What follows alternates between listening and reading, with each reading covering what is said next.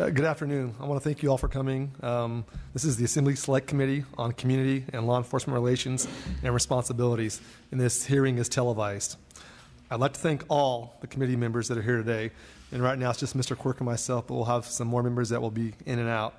I also want to thank the professionals and subject matter experts who've agreed to share their expertise on these very timely and important issues of trust between our communities and law enforcement. Every day, the topic of trust between our communities and law enforcement is discussed inside the walls of this building. The discussions are generally fit into two categories: why trust between the community and law enforcement has deteriorated and how it can be regained. In the meantime, the almost weekly events of questionable and sometimes illegal use of force by some law enforcement officers make this distrust deeper and harder to reverse, resulting in heightened awareness and sensitivity within the community and within law enforcement. The sad truth is that these acts also have a negative ancillary effect on the thousands of men and women in uniform who protect and serve honorably every day. The thousands of unnoticed acts of kindness, bravery, and sacrifice are tarnished and remain invisible due to the actions of a few. However, no one in our state, regardless of race or gender of any class, should live in doubt of law enforcement's dedication to serve and protect them within the confines of the law. Additionally, our officers should feel they can be proactive in safeguarding their communities and preempting crime before it occurs. The challenge I see is for the state's legislative body is to identify those issues that can actually start to rebuild trust. We need to stay focused on real solutions that are specifically designed to build a meaningful level of trust between law enforcement and the communities they serve. This will require a lot of thought from our lawmakers, citizens, and from the law enforcement professionals who we have asked to provide us with a basic human right, the right to be safe. As legislators, when we talk about tough public safety issues such as transparency, use of deadly force, police equipment and tactics, racial profiling, biased policing, inequitable hiring and retention policies, the criminal justice procedures, and police corruption. We must also talk about these communities' inherent responsibility as partners in restoring trust. We must expect each community to be engaged as a sincere and honest partner on the issues of integrated programs for our youth, the responsibility to speak out against crime, and advocate for our victims, strengthening the family unit and doing their part to improve the living conditions within their neighborhoods. Without all partners faithfully engaged in efforts to restore this wounded relationship, crime will prevail and grow. Without this collaboration, fear will remain and drive an even deeper feeling of suspicion, real or perceived, from all sides. When I came to the Assembly a short time ago, I brought a unique set of professional and life experiences. And as many of you know, I served 30 years as a law enforcement professional, and I served 14 years as a mayor and council member, building a new city and police department. Police brutality incidents do not happen in a vacuum. Being an African-American male, I know that they occur because of a variety of factors, often socioeconomic conditions. I think the legislature's role should be to help communities lift themselves out of poverty, which in turn will lower crime rates. We need to invest in the community and after-school programs, realignment and support programs, mental health programs, and work to create good jobs for our communities. Crime decreases dramatically when kids have a place to go after school, a community to engage with, and when people are employed. Our citizens deserve more.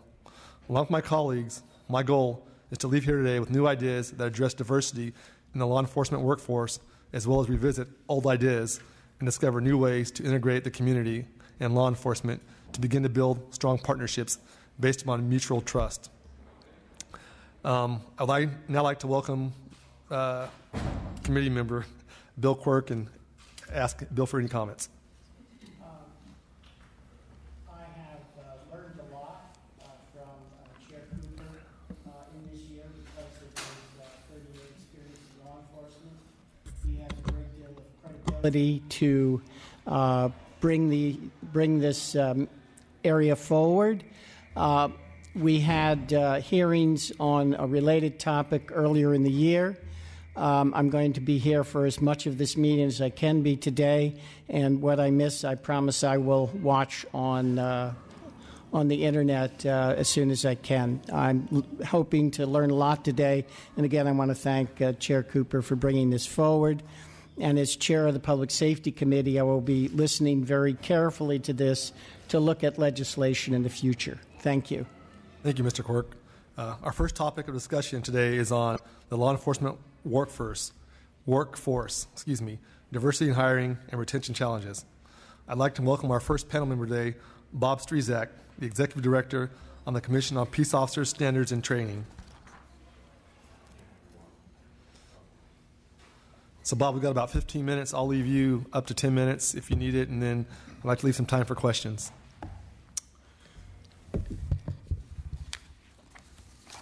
Thank you, Mr. Chair. Honorable members, thank you for the opportunity for being here. My name is Robert Strezak. I am the Executive Director of the California Commission on Peace Officer Standards and Training. I'd like to open with a few words about POST. Thank you. Since 1959, the California Commission on POST was the first in the nation to standardize police training practices and has remained a leader in the development of training programs. We provide direct training support, selection and hiring standards, and auditing of over 600 law enforcement agencies, approximately 80,000 peace officers, 58 county sheriffs and district attorneys, the California Highway Patrol, Department of Justice, ABC, and others, 5,000 reserve officers, and 7,800 law enforcement radio dispatchers. It is important to clarify at this point that POST does not hire peace officers. All hiring is completed at local levels and can be subject to standards higher than those established by POST. Peace officer recruitment and retention consistently ranks among the priorities and challenges of today's law enforcement executives and has for some time. A lack of qualified candidates continually rank as one of the key factors. In 2006, 76 California law enforcement agencies held 8,300 vacancies among the peace officer ranks. 76 agencies, 8,300 vacancies. According to POST statistics from 2009 to 2015, California has lost 4,521 peace officers. Most positions were post-recession. According to the 2010 U.S. Census, California's population has grown by 1 million. Vacancy factors can be attributed to better paying jobs elsewhere, negative publicity regarding law enforcement, hiring competition between law enforcement regions, failure to meet hiring standards for the position of peace officer, unattenuated retirement cycles, and other factors. The solution to this issue remains elusive. However, compromising or lowering hiring standards should remain non-negotiable for a career that breaches the spectrum from fair and impartial enforcement, positive community relations, to safely confronting violent criminals. A brief word about our academies. I think it's important to know we have two types of academies in our network of academy systems. We have agency-specific academies that are the CHPs, the LAPs, the PDs, the Sacramento County Sheriffs, and then we have college-affiliated academies throughout the network of the state of California. Within the college, the important point I wanted to make is there's two types of students. There's an affiliated student, those that have a job offer, and there's a non-affiliated student, those who self-initiate through the academy and pay their way through with hopes of being employed. In 2008, the statewide network of 39 post-certified academies graduated approximately 5,500 academy recruits. Today, the same academy network graduates approximately 3,700 recruits per year, perhaps just keeping pace with statewide job attrition due to retirements and injuries. And not all graduates get hired. Many non-affiliated students do not successfully meet selection standards. The curriculum consists of 42 separate topics in the academy, a minimum of 664 hours. Most academies deliver about 850 hours of training, and some as high as 1,300 hours. The formats to allow both working and non-working individuals to attend, there's an intensive academy that you start on day one and you finish on day last. There's an extended to assist those who are still maintaining day jobs, and then there's a modular format that's delivered in 1/3 formats. An applicant for today's peace officer must pass, number one, the post-entry level test battery that assesses reading and writing skills, a physical conducted by a licensed physician or surgeon, a work sample test battery that replicates the physical demands of the job, a psychiatric evaluation, credit checks, financial responsibility, gambling issues, delinquency and bills, interviews with neighbors, friends and relatives, assessment of drug usage, substance abuse, assessment of use of social media, evaluation of bias and prejudice and sexism, employment history and periods of unemployment, education, residence history, experience in other employment, military experience, arrest, convictions, probationary status, civil lawsuits, child protective services assessment, restraining orders, insurance claims, insurance coverage, weapons violations, driving record, accident record, marriage dissolution, and much more. Background investigations cost range from approximately $2,000 to $5,000 per applicant before they even get in the academy. Training costs are estimated as high as $60,000 per recruit. Post annually provides an average of $3 million in support of statewide academy programs. Factors that impact retention: pay differential among agencies, interagency competition, agencies that pay well but an officer can't afford housing, working in an affluent area, they can't afford the housing and they commute 100 miles a day, quality of life deteriorates, they move. The dwindling pool and the perfect storm. A common theme that continues to resonate throughout all law enforcement agencies in the state of California is a dwindling pool of candidates. Continually, we hear that same term. And over the years, agencies have attempted to drop larger and larger hooks into the dwindling pool. These hooks consist of signing bonuses, low-cost housing loans, take-home cars, and other incentives, none of which have really proved to be totally effective. So several years ago, we asked the question, what are we doing to feed the pool and not just empty it? The Post Pipeline Project was conceived in cooperation with the California Department of Education and the Career Technical Education programs. The perfect storm occurred when the energy of Post staff, the perseverance and vision of Chief Walt Tibbetts of Fairfield, who has graciously appeared to be here today, the support of the Department of Education, and the enthusiasm and support of the Fairfield Unified School District all collided. I do want to call up Chief Tibbett. I forgot to have him come up early, Chief, if you will. He's coming up. My last paragraph. Sure. Go ahead. I would like now to turn this presentation over to retired Fairfield Chief of Police, Walt Tibbetts, who has graciously agreed to be at this hearing today and to talk about the Fairfield Public Safety Academy. I think you'll find this interesting. And Chief, before you start, I want to go ahead, since my colleague just joined me, Assemblymember Rodriguez. Would you like to make a statement? Just want to thank Chair Assemblymember Cooper for having this hearing today for some good information, and I look forward for the debate. Thank you very much, and the information as well. Chief. Good afternoon, Honorable Chair, members of the committee. It is an honor to be here to talk about this. The issue that we talk about in how do we prepare people for an incredibly noble and important role in our society. We heard about a charter opportunity to help train young people for this profession in 2010.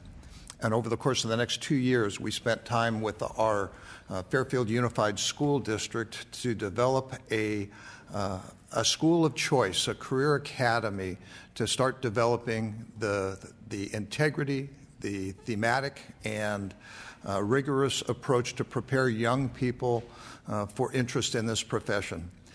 We started in 2012. We started with 400 young people from the ages of, or from 5th grade through 8th grade with the thought that we'll add a grade every year. Here's some of the things that we've learned from that process. We started with 400 young people. Fairfield is a very diverse community. 60% of our students in the school qualify for free and reduced lunch. The young people in our school, as a public school, a school of choice, were initially selected based on their interest in the program and if they were basically at grade level.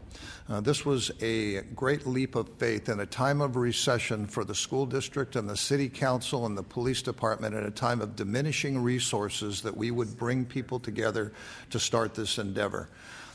We started with 400. We added a grade every year. We will start an 11th grade this next school year. In the first year of the program, the connection with officers, the connection with the young people, and paying attention to themes of character, integrity, working hard, working together, a team approach.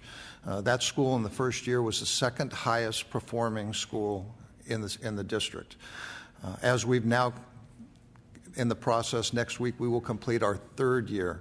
We have a 10th grade class. Many of those students now are entering into cadet programs. They're involved in other community service projects. They're out volunteering at community events. They're seen throughout our city. They have presented here at the state capitol.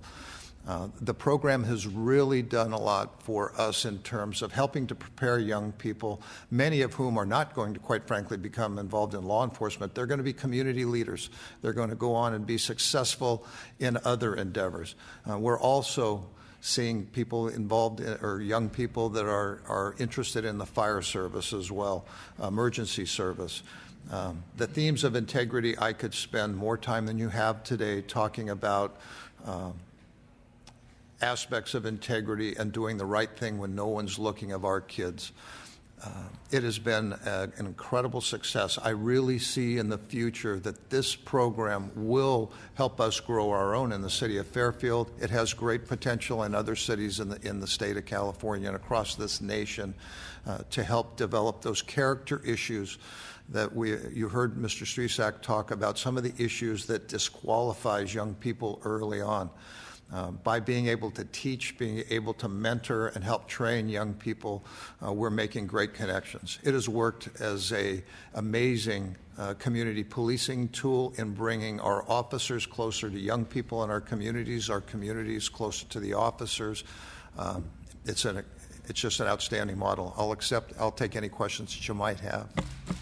Questions from the committee? Chief, how's it funded, the program?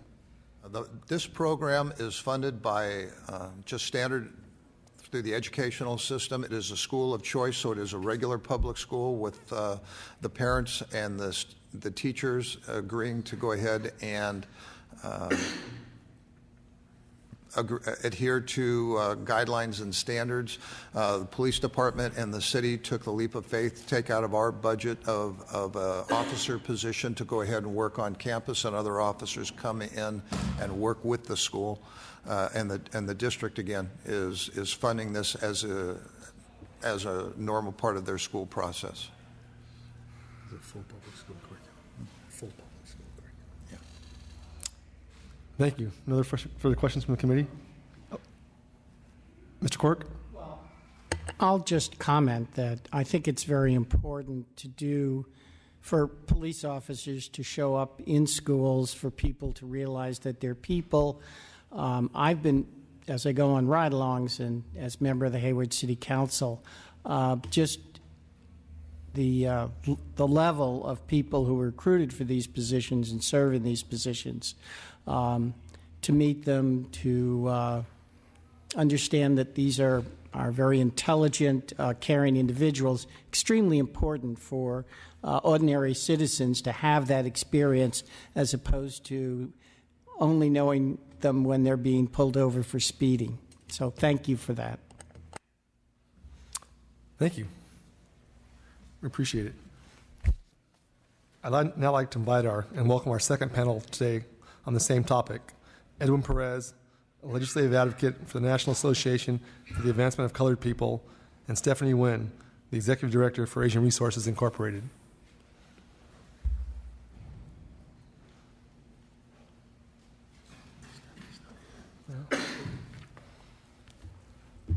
Thank you, Mr. Perez. Greetings, Chair and members of the committee. My name is Edwin Perez, California NAACP legislative advocate. So coming from a community perspective, I was going to speak on the diversity in law enforcement. And, I think it will be a great start. However, I don't think it will really tackle the more important issues. Having a more African-American representation in law enforcement gives the impression that, something's going on, something's changing, but I really do believe there's a underlying bigger issue that I'll elaborate on in a few moments. The extensive training a peace officer goes through I feel like alters and changes their mind state to a way that they view the world differently because of their everyday interactions with society and how that largely ties into their profession as a police officer. Also, being African American or being black doesn't mean that you inherently care about the systemic racism that goes on in this country, and it doesn't mean that the officer is less likely to use excessive force against African American citizens. In fact, 3 out of the 6 officers in the Freddie Gray incident were black, and the officer Caesar Goodson was African American. He was charged with the most serious crime of them all. Unfortunately, there are black and brown and white police officers in law enforcement that sort of prey on the weak, the people in these, low-income neighborhoods that predominantly contain black and brown individuals. In 2008, Jarvis DeBerry, an editorial writer in New Orleans, wrote about Ashley Terry, a young black woman on the police force who terrorized a group of black parents and their children outside of the Tambourine and Fan summer camp in Treme. The column was called Bullies Prefer the Powerless. In the column, he explores the idea that black police, just like white police or just like Latino police, know that if they're terrorizing a certain group and if they're preying on them, the people that they're going to go after are the black and brown. They may be less likely to report the abuse because who would believe them? And there are far fewer repercussions that we've seen when law enforcement terrorizes the black and brown community. I have a friend who was looking to purchase a used car. His name is Dana, and he was saving up for a used car, just looking around. Officers come up, and he's just looking, and they start to press him. They start to interrogate him. What are you doing here? You can't afford this car, this and that. And it's a used car. It's about $5,000. So he could have bought the car, could have bought 2 of them. But the fact is that, growing up in this environment, we feel that we feel the officers coming in and we feel that disconnect between law enforcement and the community, to where they don't necessarily understand, where we're coming from, and it's a large disconnect that we really need to work on. So, and I would like to broach a topic involving law enforcement and kind of how they interact with the public, and sort of the implications of leaving a person in law enforcement on the field, or quote unquote battle zone, if you will, for an extended period of time. Now, police and military share some similarities in regarding to training, even down to, from training to even the equipment that they're now receiving. In the military, it is ideal and necessary for soldiers to at least get a break when they are overseas or in the battle zone. They need that. They need that break, from their daily action that they're seeing. And so there are officers that have been working in the department for 10, 20, or 30 years, and their duties mainly consist of being out on the street and dealing with the people, dealing with the public.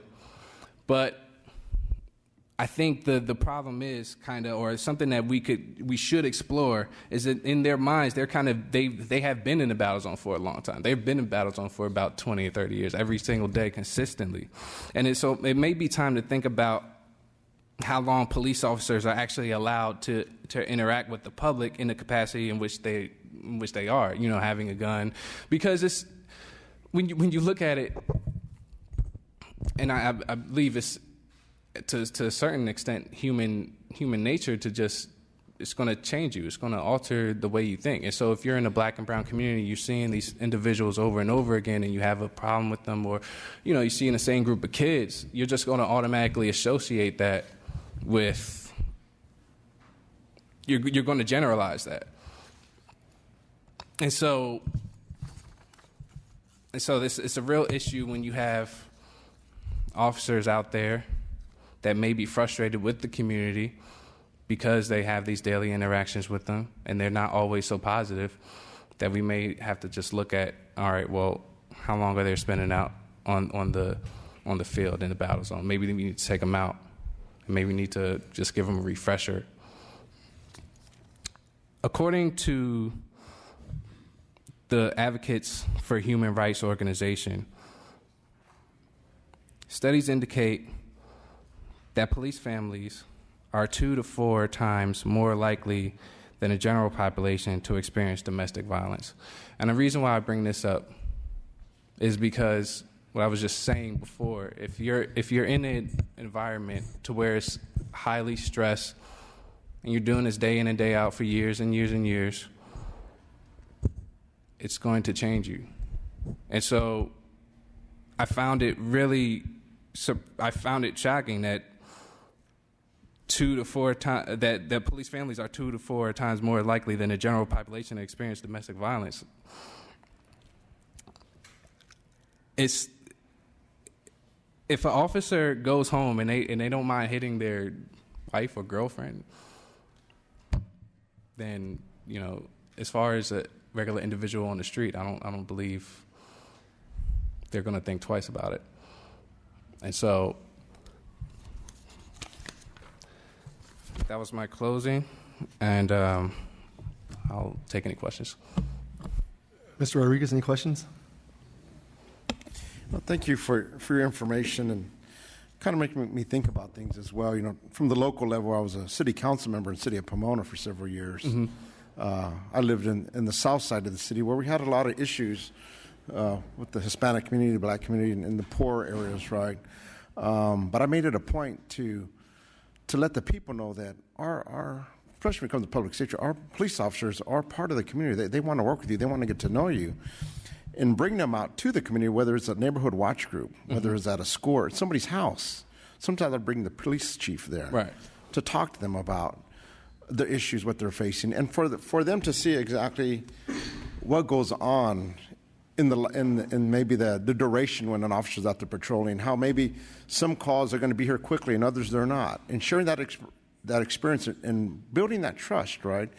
That they're really here to protect and serve you. You know, we can go ahead and debate. I mean, not everything's going to be perfect, but in the meantime, I mean, they're there to serve you. You're the taxpayers. You're paying for the service, and build that trust, right? Mm-hmm. And you got to be there to continue it, not just when something happens, right?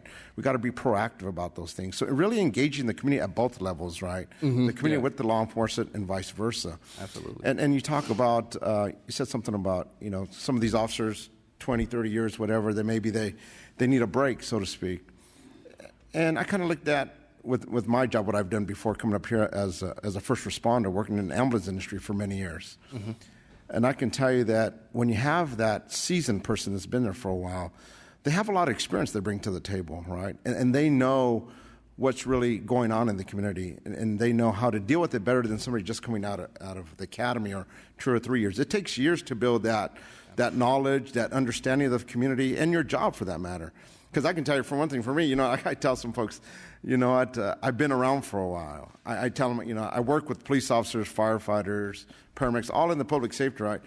I run those calls with them at 2 in the morning or 10 in the morning, or whatever the case may be. I see what goes on and what we all deal with. And times have changed, you know. What we're facing now isn't what I faced when I started in 1984 in the ambulance industry. Right. Things are so different compared to when we moved out now and because everything are changing, we need to be on the forefront of those changes as well and how we can implement things differently.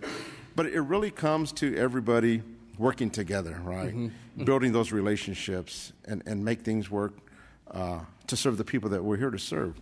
So it's a lot, but like I said, I'm glad we're having the discussion about these issues and concerns. And the more we have these discussions, the better, how we can work together to really make a difference for the communities we serve. Thank you.